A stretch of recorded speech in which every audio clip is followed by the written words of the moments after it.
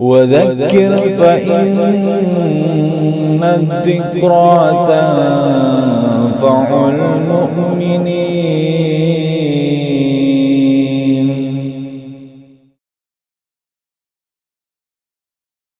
بسم الله الرحمن الرحيم.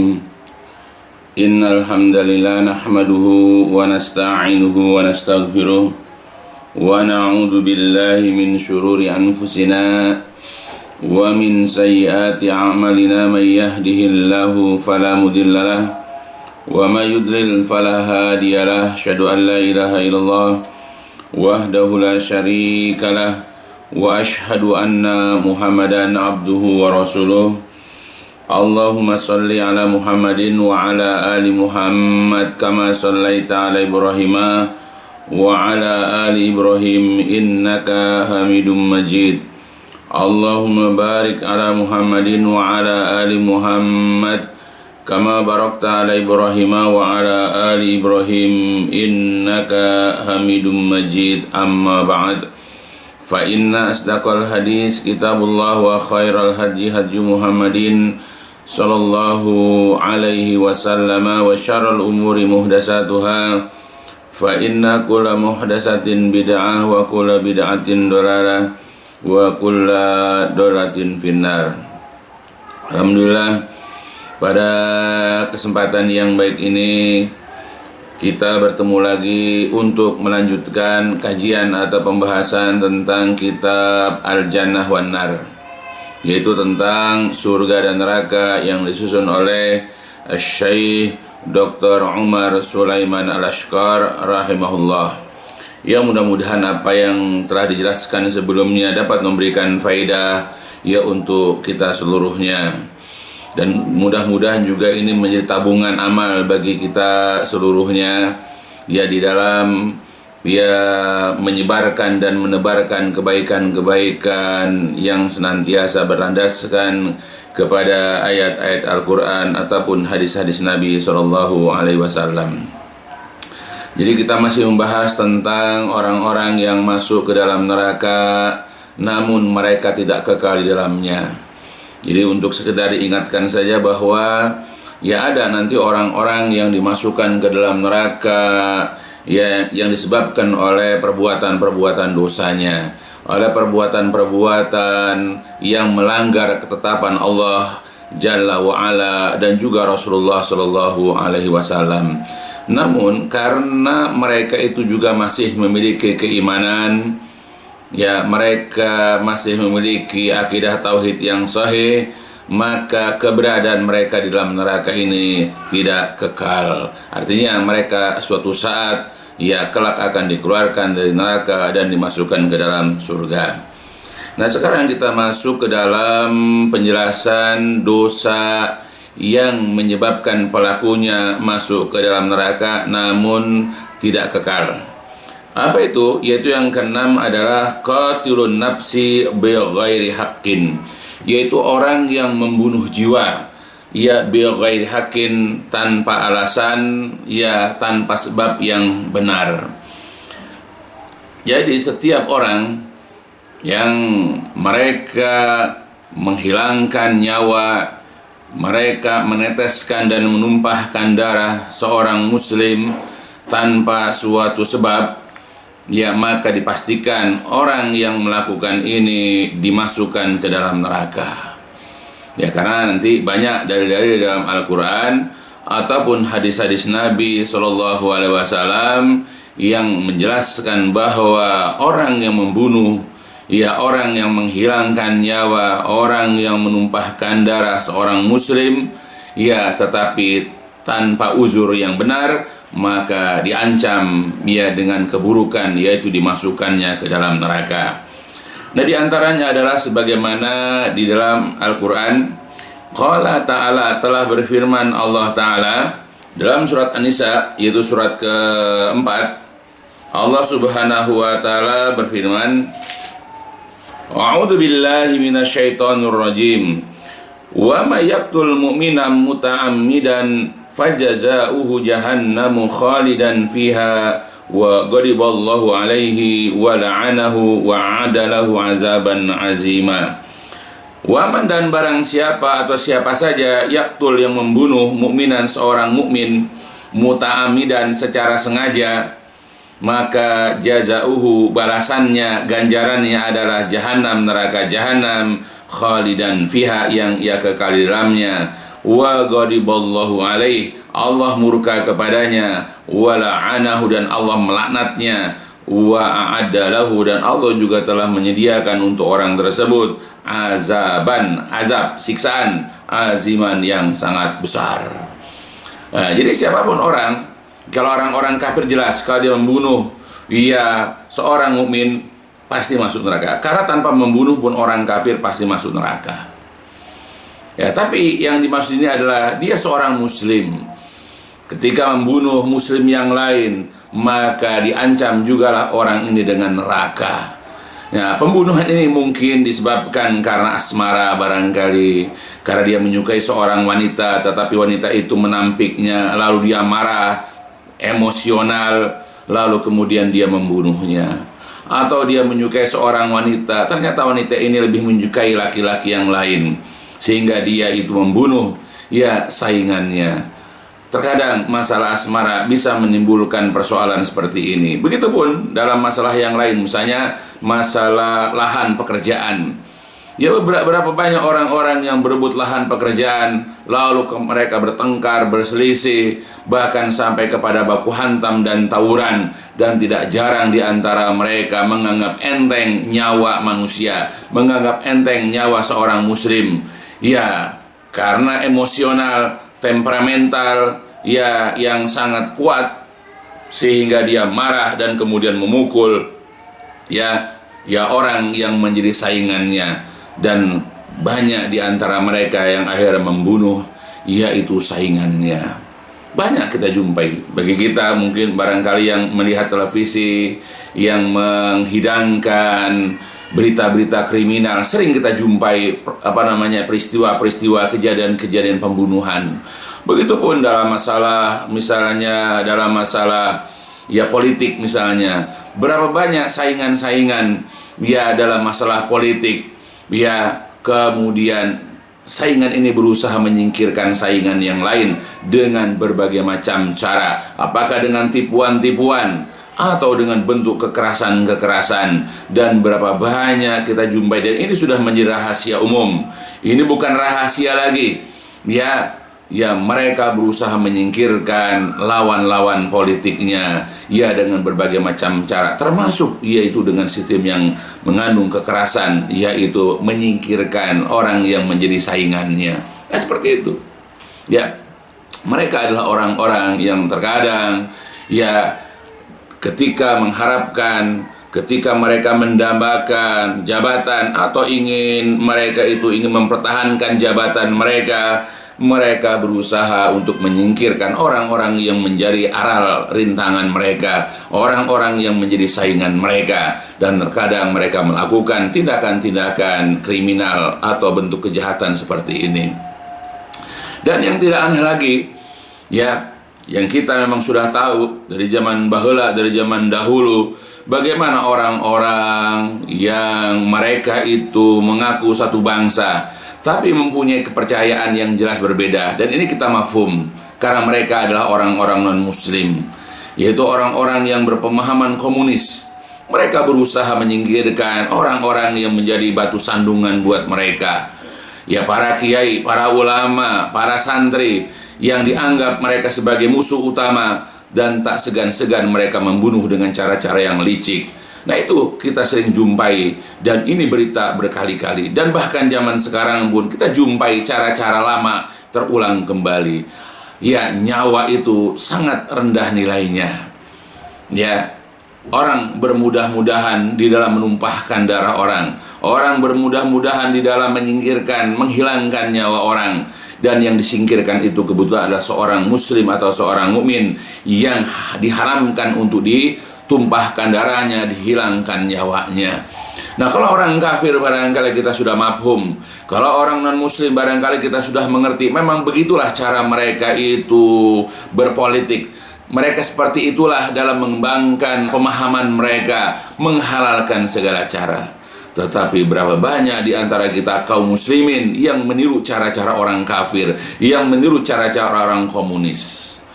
Ya, kita bisa lihat bagaimana orang-orang liberal, mereka ngaku muslim. Kita lihat orang-orang sekuler, dan kita juga lihat ya orang-orang yang mengaku Islam. Ya, namun mereka tidak mencintai Islam.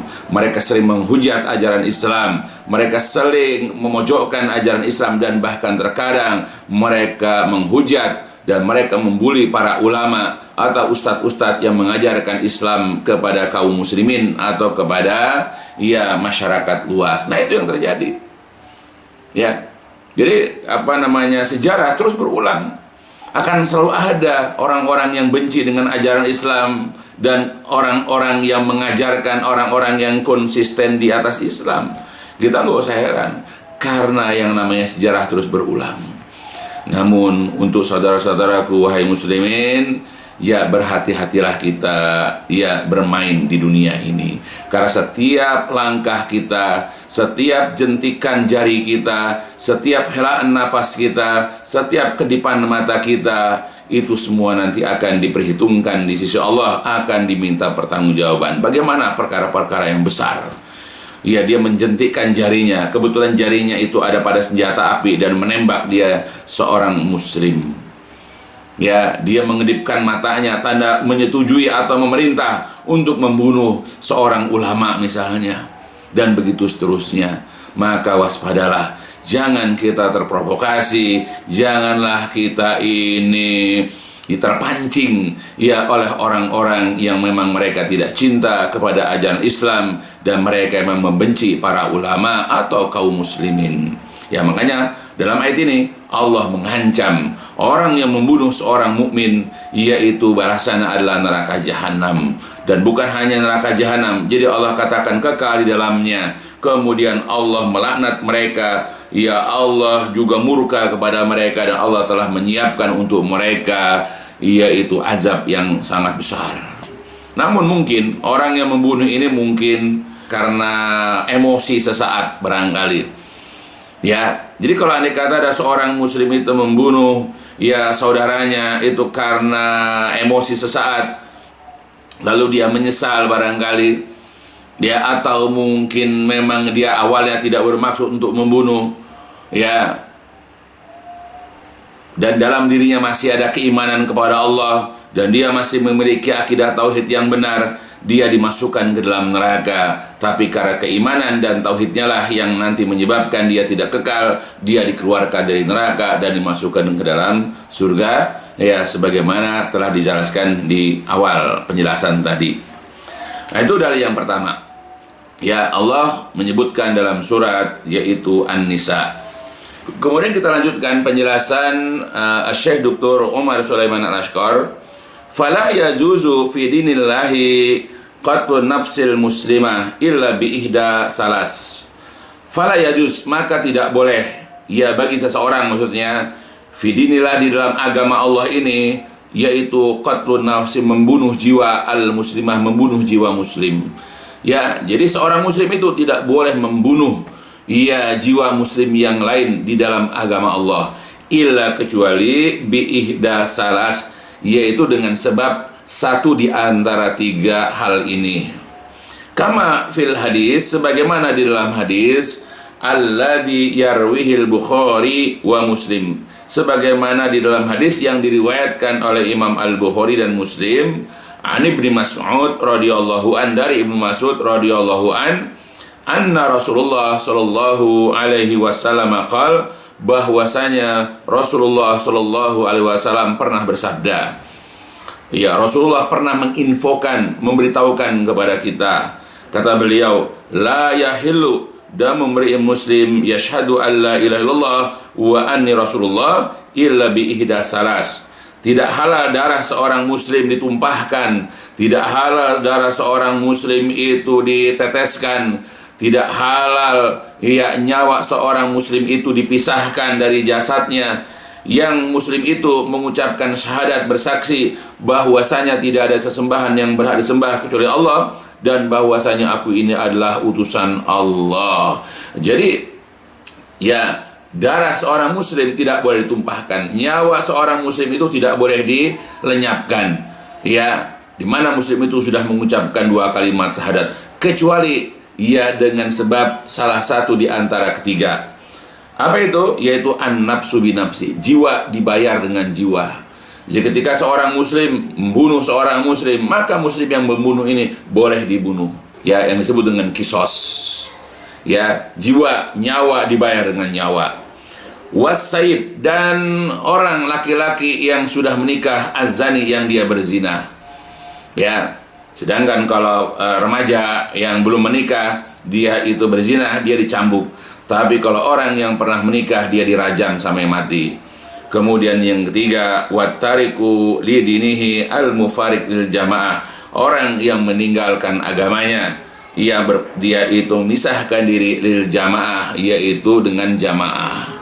Ya, jadi ini 3 perkara yang ketiga ini ada dalam diri seseorang, atau salah satu ini ada dalam diri seseorang, maka dia boleh dibunuh.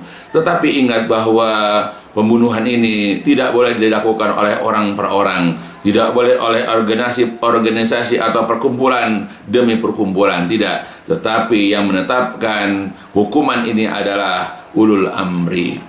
Ya, nanti ada eksekutornya yang membunuhnya ini.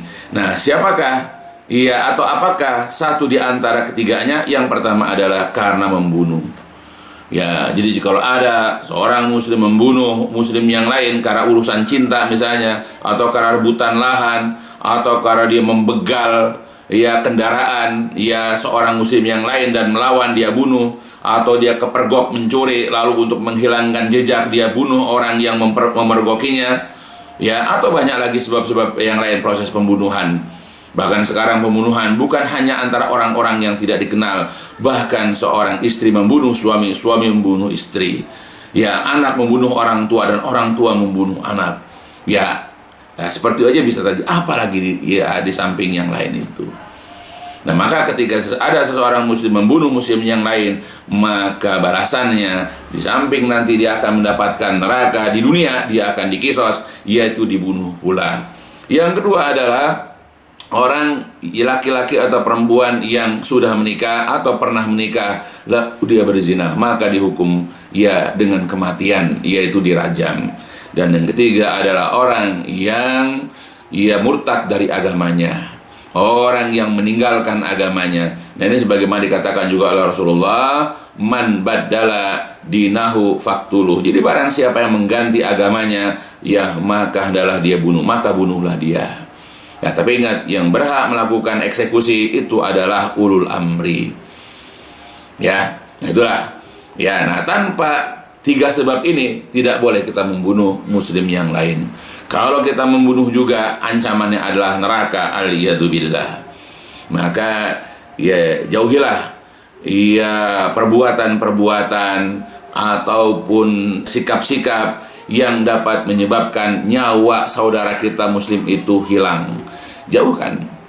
Ya, jadi kalau kita amarah, janganlah kita suka memukul, janganlah kita suka ini dan seterusnya, memegang senjata atau apa yang secara refleks terkadang, secara spontan karena emosi sesaat, ya kita nanti bisa menghabisi nyawa saudara kita, aliyadzubillah.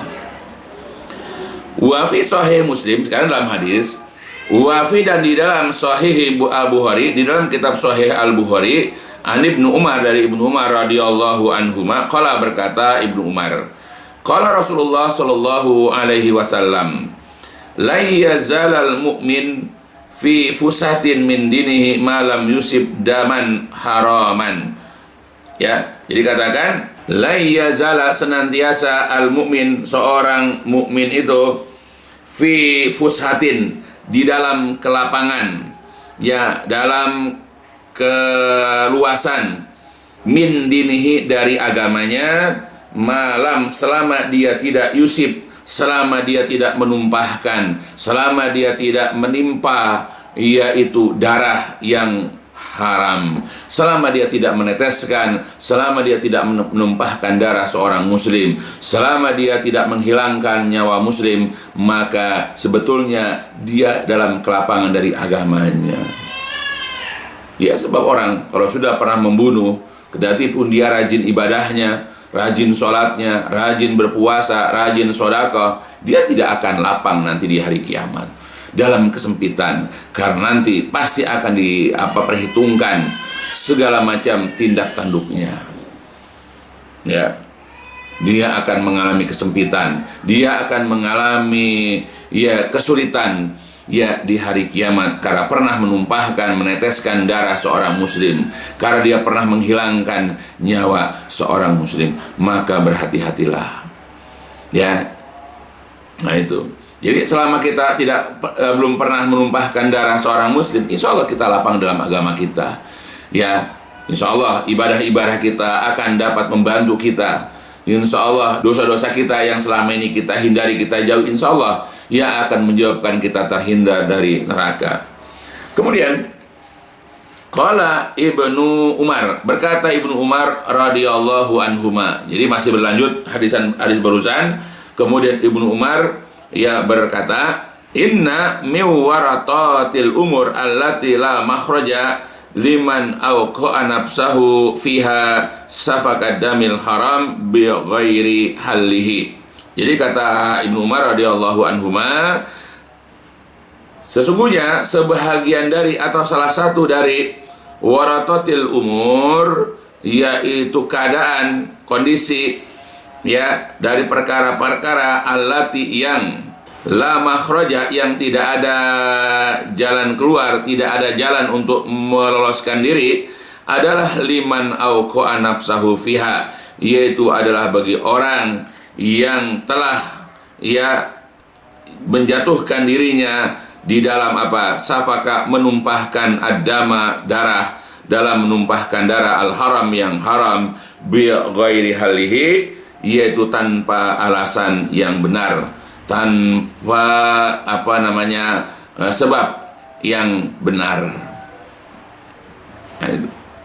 Ya, jadi kalau seseorang sudah jatuh, seseorang sudah terjerumus, kalau seseorang sudah melakukan perbuatan menumpahkan darah yang haram, yaitu darah seorang muslim yang tidak boleh tumpahkan, maka dia masih ada jalan keluar. Tapi kalau dia sudah melakukan, tidak ada lagi jalan keluar, dia hanya menunggu nasib dimasukkan ke dalam neraka. Ya, mudah-mudahan kalau dia masih memiliki keimanan, dia masih memiliki tauhid yang murni, dia dikeluarkan dari neraka. Ya, karena tidak ada cara orang untuk bertobat dari membunuh, kecuali dengan cara dibunuh kembali, yaitu dikisos. Al-iyadzubillah. Kemudian waqad hadara Rasul sallallahu alaihi wasallam al-muslimin ayyuqatila ba'dahum ba'dan.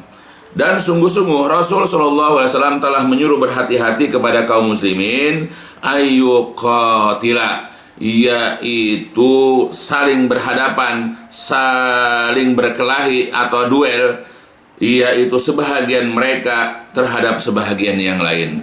Jadi Rasulullah SAW telah menyuruh berhati-hati kepada kaum muslimin, yaitu sebahagian kaum muslimin duel, tawuran, atau carok dengan sebahagian kaum muslimin yang lain.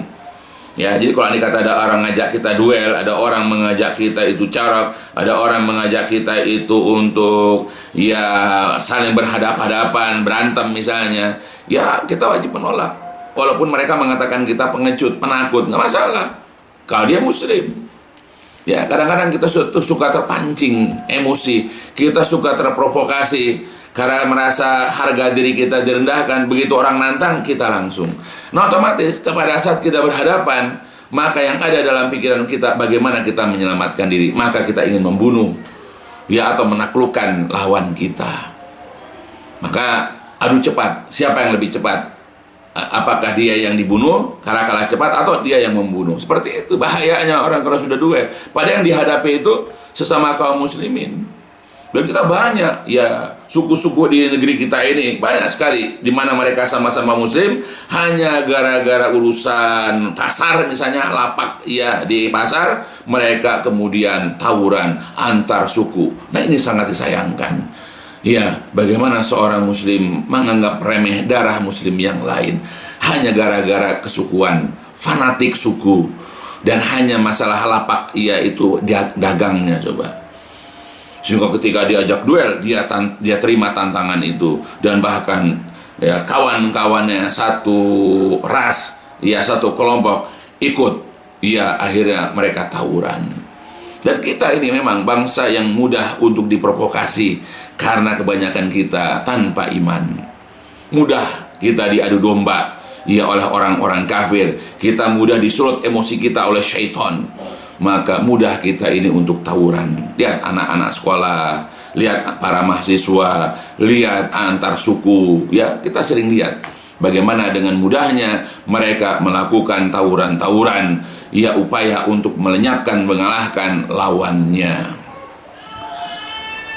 Dan Nabi juga menghabarkan anal qatila wal maktul finar. Nabi juga mengabarkan bahwa orang yang membunuh dan dibunuh itu adanya tempatnya di neraka. Jadi yang membunuh dan dibunuh sama-sama dalam neraka.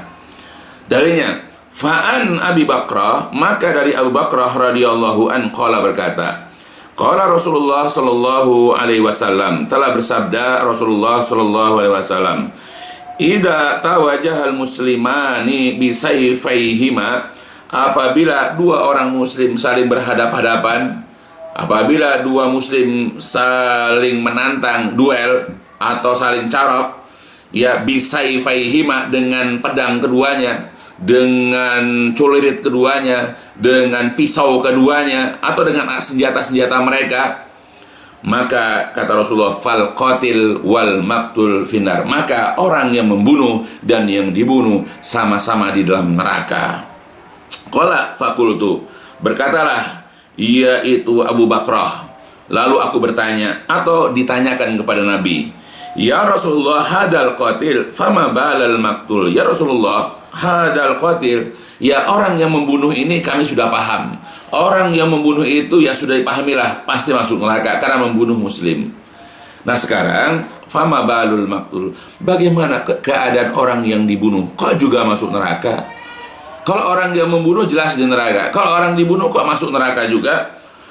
Qala, kemudian Nabi bersabda, innahu kana harison ala qatli sahibihi, yang itu disebabkan karena ia juga ingin membunuh yaitu saudaranya, karena dia juga ingin membunuh sahabatnya, ya karena dia juga ingin membunuh lawannya. Ya, jadi niatnya itu yang dinilai. Walaupun dia terbunuh lebih terdahulu, ya lebih dahulu karena mungkin kalah cepat, atau mungkin karena dia kalah kuat, mungkin kan dia ya kurang ya ilmu bela dirinya sehingga dia dibunuh duluan. Padahal dalam hatinya dia ingin bunuh lawannya. Maka orang yang membunuh dan yang dibunuh sama-sama di dalam neraka. Ya, jadi kalau orang yang bunuh jelas karena perbuatannya, orang dibunuh karena memang niatnya juga ingin membunuh. Al-iyadzubillah. Maka jikalau kita ini ditantang, diajak duel oleh seorang muslim, janganlah kita melayani, jangan kita terpancing, janganlah kita terprovokasi. Biarkan mereka itu dengan kepongahannya, biarkan mereka itu dengan kesombongannya, biar Allah yang membalas, dan kita tidak usah melayani tantangannya. Karena kita irit tenaga kita irit kekuatan kita untuk fisabilillah, untuk membela agama Allah, bukan hanya untuk sekedar mempertahankan harga diri kita. Falidah, oleh karena itu, fa innal abda soleh, maka sebab itu, maka sesungguhnya seorang hamba yang soleh itu, seorang hamba yang baik itu, dia pasti enggan, dia pasti akan menolak ayyuqatila akhahu, ia berduel dengan saudaranya. Jadi hamba Allah yang baik itu pasti dia akan menolak ketika diajak duel ia oleh saudaranya. Kenapa? Khasyata ayyakuna min ahli neraka, dia khawatir nanti menjadi penghuni neraka, baik dia yang dibunuh atau yang membunuh. Ya dua-duanya selalu di dalam neraka. Membunuh dimasuk neraka, dibunuh juga masuk neraka. Maka kalau diajak duel dia nggak mau, karena khawatir dia masuk neraka. Faba'a al-qatil bi ismihi wa ismi akhi, maka jadilah orang yang membunuh itu kembali dengan membawa dosanya dan juga membawa dosa saudaranya yang dibunuh itu. Nah, ini sebagaimana di dalam Al-Qur'an Allah Subhanahu wa taala sudah mengabadikan kisah ini, yaitu kisah Qabil dan Habil di dalam surat Al-Maidah. A'udzu billahi minasyaitonir rajim. Watul alaihim naba abnai Adam bil haqqi id qarraba qurbanan fatuqbila min ahadihima walam yutaqabbal minal akhar qala la aqtulannak qala innama yataqabbalallahu minal muttaqin la imbasatta ilayya yadaka litaqtulani ma ana bibasitin yadiya ilaika liaqtulak inni akhafullaha rabbal alamin inni uridu an tabu'a bi ismi wa ismika fatakuna min ashabin nar wa dzalika jazaa'uz zalimin. Dan bacakanlah olehmu hai Nabi ya kepada mereka, kepada umatmu, cerita atau kisah dua orang anak Adam, yaitu Qabil dan Habil bil haq, dengan yang sebenarnya. Ketika qoroba, kedua-duanya mengadakan kurban, yaitu kepada Allah, ya, kemudian fatukubila min ahadihima, lalu kurban dari salah seorang di antara keduanya itu diterima, yaitu Habil, walam yutaqabbal minal ahar, dan kurban yang lain tidak diterima, yaitu Qabil. Ya, nah, nanti kapan-kapan ya dalam bab lain kita akan bahas tentang masalah takwa. Ya, jadi yang satu diterima dengan kurbannya, yang satu ditolak. Kemudian qala berkata, yaitu Qabil, karena dia tidak terima, dia marah. Ya, dia emosi. Ya, karena saudaranya itu diterima sedangkan dia tidak. Lalu dia mengatakan, la aqtulanak, aku benar-benar akan membunuhmu. Kemudian Habil mengatakan, ya innama yataqabbalullah minal muttaqin, Allah itu hanyalah menerima amalan dari orang-orang yang bertakwa. Kemudian kata Habil lagi, la imbasatta ilayya yadaka litaqtulani, jikalau engkau ingin, lain benar-benar, jika basatta engkau menggerakkan, engkau mengarahkan, ya ilayya kepadaku, yadaka tanganmu, ya litaqtulani untuk membunuhku. Jadi kalau kamu menggerakkan, kamu mengarahkan tanganmu kepadaku untuk membunuhku, ma'ana bibasitin, aku tidak akan menggerakkan tanganku, aku tidak akan mengarahkan tanganku kepadamu liaqtulak, untuk membunuhmu. Jadi kalau engkau membunuh aku tidak akan balas untuk membunuhmu. Kenapa? Karena ini akhafullah, karena aku takut kepada Allah Rabbal Alamin.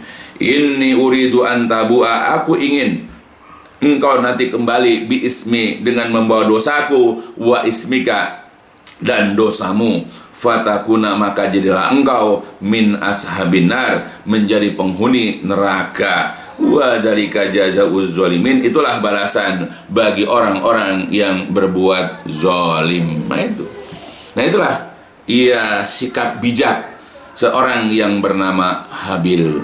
Ketika diancam untuk dibunuh oleh saudaranya, tidak ada keinginan bagi dia untuk membalasnya. Kenapa? Dia takut kepada Allah. Dan dia tahu bahwa orang yang membunuh dirinya atau orang yang membunuh seseorang, ia itu nanti akan dimasukkan ke dalam neraka. Bagaimana kita? Kita mungkin sudah tahu cerita Qabil dan Habil, tetapi sayang, ya kita tidak mau memahaminya. Kita tidak mengambil ibrah dari kisah Qabil dan Habil ini. Nah, oleh itulah dalam sebuah riwayat juga Nabi pernah bersabda, dan hadis ini adalah sahih karena diriwayatkan oleh Imam Bukhari dan juga Imam Muslim dari Ibnu Mas'ud. Nabi pernah mengatakan, la tuqtalu nafsun zulman illa kana ala ibni Adam al-awwal kifrun min damiha li'annahu awwalu man sannal qatla. La tuqtalu nafsun zulman, tidaklah satu jiwa yang dibunuh karena atau secara zolim, ya, jadi tidaklah terbunuh atau tidak dibunuh satu jiwa dalam keadaan dizolimi, illa, melainkan karena ada ala ibni Adam al-awal, bagi anak Adam yang pertama, yaitu Qabil, kifrun, bahagian dosa, atau dia menanggung min damiha, dari darahnya. Ya, jadi setiap kali ada pembunuhan di sini, pembunuhan juga dalam rangka berbuat zalim, apakah tadi gara-gara lahan, atau gara-gara lapak misalnya, atau gara-gara asmara, gara-gara lawan politik dan yang lain-lain, dia bunuh tanpa ada sebab, tanpa ada uzur misalnya, jadi nggak ada dalih untuk membunuh, Nah, maka orang yang membunuh ini berbuat dosa. Namun anak Adam yang pertama, yaitu Qabil yang pernah membunuh saudaranya, dia juga mendapat bahagian dosa dari orang yang membunuh. Bayangkan kalau setiap hari ada pembunuhan, maka anak Adam yang pertama itu mendapatkan bahagian dosa. Ya, kenapa? Karena dialah awala yang pertama-tama orang yang sana mensunahkan, yang mencontohkan al-qatla, yaitu pembunuhan. Ya, alasannya sederhana, karena Qabil ini adalah orang yang pertama menyunahkan, yaitu kejadian pembunuhan. Maka setiap ada pembunuhan, dia mendapatkan bahagian. Jadi kalau kita menjadi seorang pelopor dalam kemaksiatan dan ditiru, dicontoh oleh orang, maka kita akan mendapatkan bahagian dari apa yang kita contohkan. Kalau contoh kebaikan mungkin bagus, tapi kalau contoh itu keburukan, misalnya contoh itu adalah perbuatan maksiat, maka dosa-dosa orang yang mengikuti kita, orang-orang yang mencontoh kita, orang-orang yang menteladani kita, kita juga akan dapat bahagian dosanya. Dan anak Adam yang pertama, Qabil, itu mendapatkan bahagian darinya. Ya, maka janganlah kita ini mencontoh atau kita dicontoh ya dalam perbuatan ini, yaitu membunuh. Ya, hindari ya bentrokan, hindari kita ini sampai terjadi pertumpahan darah, penghilangan nyawa itu jauhi. Ya, karena jelas ya Allah Subhanahu wa Ta'ala dan juga Rasul SAW telah melarangnya. Kemudian juga di dalam hadis yang lain, Rasul juga pernah mengatakan, la qatlul mu'minin a'zamu indallah min zawali dunya. Benar-benar terbunuhnya seorang mukmin, ya, a'zam, lebih besar, indallah, di sisi Allah, ya, min, daripada zawali dunya, daripada hilang lenyapnya, daripada luluh lantaknya dunia. Ya, jadi Allah kalau andai kata membinasakan suatu daerah dengan tsunami misalnya, dengan tanah longsor, dengan gunung meletus, ya, itu adalah kejadian besar. Tetapi ini tidak ada apa-apanya. Ya, ini tidak ada pengaruhnya dibandingkan kalau andai kata ada satu orang mukmin terbunuh. Ya, nah itu. Tapi sayang kita, kalau andai kata ada bencana alam, kita prihatin, kita perhatian, kita pray to, ya misalnya. Ya, tetapi ketika ada seorang muslim terbunuh, ketika ada seorang ulama terbunuh, ada seorang kiai terbunuh dan sengaja dibunuh, ya tidak ada prihatinnya kita kepada ya kejadian ini. Nah itulah, padahal terbunuhnya seorang mukmin itu adalah lebih besar, lebih agung ya di sisi Allah daripada lenyapnya dunia, daripada luluh lantaknya dunia ini. Ya, jadi jangan sepelekan dia dengan terbunuhnya seorang mukmin. Ya, bahkan juga di dalam hadis yang lain Nabi juga pernah mengatakan awwalama yuqda bainan nas fidima. Ya, jadi ingat, yang pertama-tama apa yang diputuskan di antara manusia nanti di hari kiamat itu adalah dalam masalah darah. Ya, berapa banyak kita sudah menumpahkan darah muslim, sudah berapa banyak kita meneteskan darah seorang muslim hanya karena ego kita, karena emosi kita mudah memukul orang. Bahkan tak jarang ya dari akibat pukulan kita dia menderita dan sampai meninggal. Coba, nah nanti itu akan diperhitungkan di hari kiamat, dan yang pertama-tama diperhitungkan adalah masalah darah.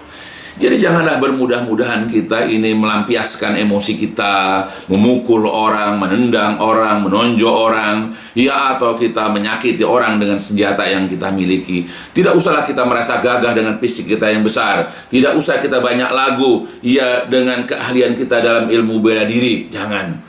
Karena semua itu tidak ada manfaat nanti di hari kiamat. Bahkan dari sebab itulah, ya, ketika kita banyak melukai orang, nanti di hari kiamat akan diminta pertanggungjawaban. Ya, gagah boleh, tapi untuk membela agama Allah.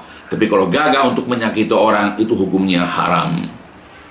Ya, nah itu ya, mudah-mudahan bisa dipahami. Di samping itu juga Allah Subhanahu wa Ta'ala juga banyak mengingatkan kepada kita di samping surat 4 tadi, yaitu surat Al-Nisa. Ya, kemudian juga surah Al-Maidah, kisah mengenai Qabil dan Habil. Ya, Allah Subhanahu wa Ta'ala juga sudah banyak mengingatkan kepada kita. Ya, di antaranya adalah surat Al-Isra. Allah Subhanahu wa Ta'ala juga pernah berfirman, A'udzu billahi minasyaitonir rajim, la taqtulun nafsal lati haramallahu illa bil haqq Wala, dan janganlah taktulu kalian membunuh an-nafsa, jiwa allati yang haram Allah, yang Allah telah haramkan untuk dibunuh, kecuali bilhaq, dengan cara yang benar, dengan sebab yang benar. Ya, seperti sudah dijelaskan di awal.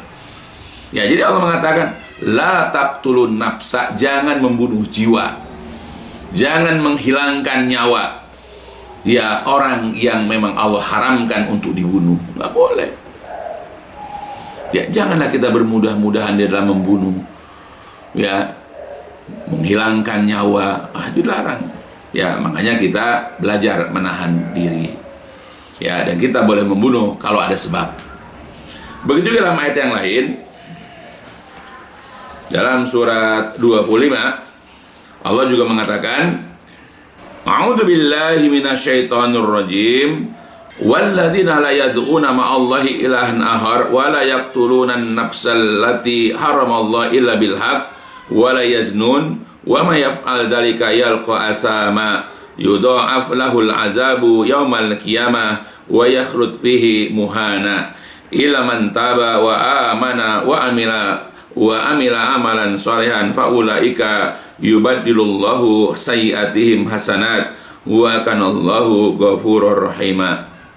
Dan orang-orang yang tidak menyeru ilah yang lain di samping Allah, yaitu tidak berbuat syirik, wala yaqtulunan nafsa, dan tidak membunuh jiwa yang Allah haramkan kecuali dengan alasan yang benar, wala yaznun, dan tidak berzina. Ya, nah jadi orang-orang beriman itu adalah orang yang tidak berdoa, orang yang tidak beribadah kepada selain Allah. Mereka juga tidak pernah membunuh dan tidak berzina. Namun, wa may yaf'al dzalika, barang siapa yang berbuat itu, berbuat syirik, membunuh atau berzina, yalqa asaman, maka dia akan menjumpai, akan mendapatkan dosa. Yudha'af lahul azab, akan dilipatkan azab baginya yaumal qiyamah, pada hari kiamat. Wa yakhrud fihi muhana, dan akan kekal dia di dalamnya dalam keadaan hina. Illa man taba, kecuali orang yang bertobat, beriman, mengerjakan amal soleh, maka mereka itu adalah orang-orang yang Allah akan ganti keburukan-keburukan mereka menjadi kebaikan-kebaikan, dan Allah adalah Maha Pengampun lagi Maha Penyayang. Ya, jadi sifat orang beriman itu, di samping dia tidak beribadah kepada selain Allah, dan di samping dia tidak berzina, dia juga tidak berusaha untuk membunuh orang. Ya, dia sabar. Jadi kalau disuruh milih antara membunuh dengan dibunuh, dia lebih suka dibunuh, karena dia selamat nanti di hari kiamat. Kecuali kalau dalam kondisi perang misalnya lain, karena yang dilawan adalah orang-orang kafir misalnya, atau orang-orang yang memang berhak untuk diperangi. Nah makanya wahai saudara-saudaraku, jadi ayat-ayat dan hadis-hadis seperti ini dan banyak lagi dari yang lain yang menjelaskan kepada kita tentang larangan membunuh jiwa, membunuh seorang muslim, membunuh orang yang sudah mengucapkan 2 kalimat syahadat. Ya, mereka dibolehkan dibunuh kalau memang mereka itu berhak untuk mendapatkannya. Ya, apakah karena mereka itu pernah membunuh sehingga harus dikisos, atau karena dia seorang yang sudah menikah dan berzina, atau orang yang murtad. Nah, tapi di sisi lain itu tidak boleh. Maka siapapun orang, ya, siapapun muslim yang pernah atau yang melakukan pembunuhan, ya maka dia pasti akan masuk ke dalam neraka, karena memang Allah ya telah mengancamnya dengan neraka. Begitu juga hadis-hadis Nabi SAW. Namun jikalau dia ketika membunuhnya itu masih memiliki keimanan, masih memiliki akidah tauhid yang sahih, maka dia tidak akan kekal di dalam neraka. Suatu saat ya seukuran dengan dosa-dosanya dia diazab di dalam neraka, dan suatu saat dia akan dikeluarkan dari neraka, ya, dan dimasukkan ke dalam surga. Ya, mudah-mudahan ini dapat memberikan faedah ya kepada kita, menjadikan pencerahan buat kita agar tidak bermudah-mudahan kita di dalam meneteskan dan menumpahkan darah seorang muslim, apalagi menghilangkan nyawa. Jangan terprovokasi, jangan mudah emosi, dan jangan kita ini mau ya diajak ya untuk melakukan tindakan-tindakan yang dapat menghilangkan nyawa orang atau meneteskan darah seorang muslim. Ya, mudah-mudahan berfaedah buat saya dan keluarga besar saya serta jamaah kaum muslimin. Ya, Sampai di sini dulu yang dapat dijelaskan. Insya Allah kita akan sambung ya dalam kajian yang lain, dan ditutup dengan walhamdulillahirrahmanirrahim. Subhanakallahumma wa bihamdika asyhadu an la ilaha illa anta astaghfiruka wa atubu ilaik. الدين النصيحة قلنا لمن يا رسول الله قال لله ولكتابه ولرسوله ولأئمة المسلمين وعمتهم